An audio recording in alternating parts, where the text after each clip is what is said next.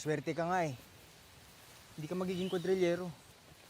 Tsaka kahit papano, yung posisyon mo, ang pinuno. Cabeza. Cabeza de Barangay 28. Malay mo, paalang araw maging gobernadorsilyo ka.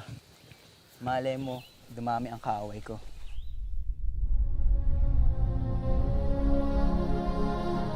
Maghahalal tayo ng mga opisyales para mamuno sa pamahalaang panghimagsikan.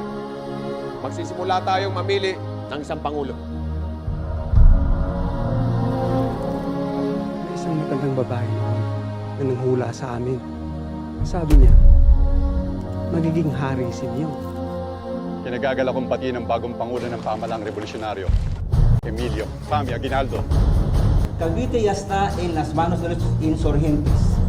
Humiling na kayo ng kahit na ano. Kung un animal, yung una hawla. Lapit niyo doon! Yan, dito! Kaunting tulong para sa mga kawal ng himagsikan. Ako na mismo humihingi. Pinuno ng himagsikan, hindi mo kaya ibigay. Soldados! Kita sus rifles de esos bandidos!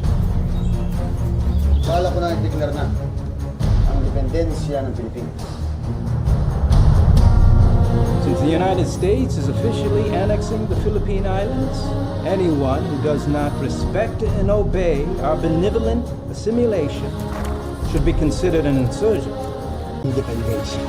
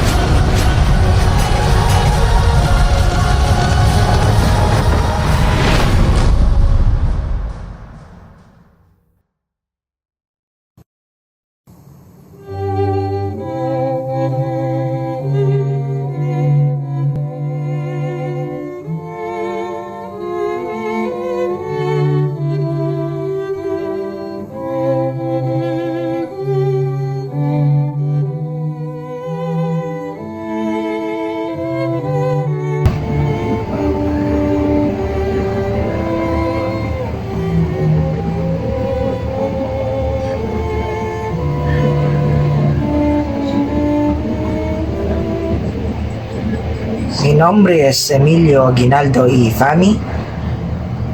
Nací el 22 de marzo de 1869 en Kawit, Cavite, Filipinas. Fui el último de los 8 hijos de Carlos Aguinaldo y Trinidad Fami, una familia de agricultores acomodados. Desde joven sentí un profundo amor por mi patria y el deseo de servir a mi pueblo. Nag-aral ako sa Kolehiyo de San Juan de Letran sa Maynila, ngunit hindi ko natapos ang aking pag-aaral dahil sa karamdaman at sa pangailangan tumulong sa mga gawain ng aming pamilya. Gayunman, patuloy kong hinangad na matuto at maunawaan ang kalagayan ng ating bansa sa ilalim ng pamamahalang Espanyol.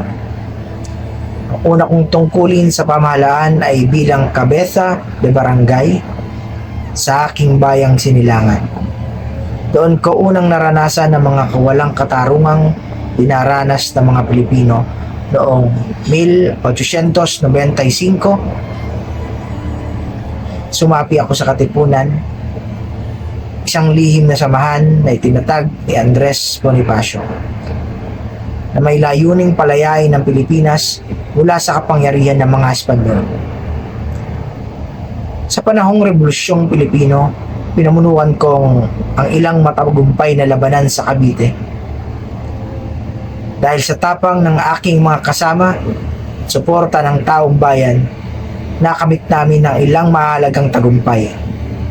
Noong 1897, sa konbensyon ng Tejeros, ako ay nahalal bilang Pangulo ng Pamahalaang Revolusyonaryo. Bagamat nagdulot ito ng mga pagkakahati-hati sa hanay ng mga revolusyonaryo, ipinagpatuloy ko ang pakikibaka para sa kalayaan ng ating bayan. Sa parehong taon, nilagdaan ko ang kasunduan sa Biak na Bato na nagbunsod ng aking pagpunta sa Hong Kong bilang isang pinatapon. Subalit na natili ang aking puso sa Pilipinas. Nang sumiklab ang digmaang Espanyol at Amerikano, bumalik ako sa aking bayan, taglay ang pag-asang makakamit namin ang inaasam na kalayaan. Noong ika-12 ng Hunyo 1898, sa aking tahanan sa Kawit, Cavite, pinihag ko ang kasarinlan ng Pilipinas. Isa ito sa pinakamarilag na sandali ng aking buhay. Makalipas ang ilang buwan, ako ay naging unang pangulo sa unang republika ng Pilipinas, ang unang demokratikong republika sa Asya. Ngunit hindi nagtagal ang aming kagalakan. Pagdating ng mga Amerikano na hindi ko kilala sa ating kalayaan, sumiklab ang digmaang Pilipino at Amerikano noong 1899. Matapang kaming lumaban, ngunit sa huli ay natalo ang aming mga hukbo. Noong ika-23 ng Marso 1901, ako ay nabihag sa Palanan, Isabela. Makalipas ang ilang panahon, nanumpa ako sa katapatan nasa Estados Unidos sa pag-asang magkakaroon ng kapayapaan ang aking bayan. Pagkatapos ng digmaan, lumayo ako sa politika at inialay ang aking panahon sa pagtulong sa mga veterano at sa pagpapaigting ng pagmamahal sa ating bayan. Nang dumating ang pananakop ng mga Hapones, una kong inakala na ipagkakaloob nila ang kalayaan, ngunit binaglaon ay aking napagtanto ang kanilang tunay na hangarin, kaya ako'y tumalikod sa kanila. Nabuhay pa ako ng maraming taon, nasaksihan ko ang ganap na pagkamit ng kasarinlan ng aking bansa. Umanaw ako noong ika-6 na Pebrero 1964 sa edad na 74. May kasiyahan sa puso sapagkat nakapag-ambag ako sa kabila ng aking pagkakamali at sakripisyo.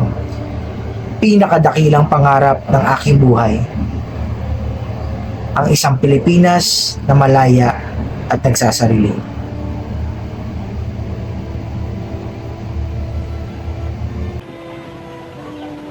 In sending the following greeting to the United States and to the world at large.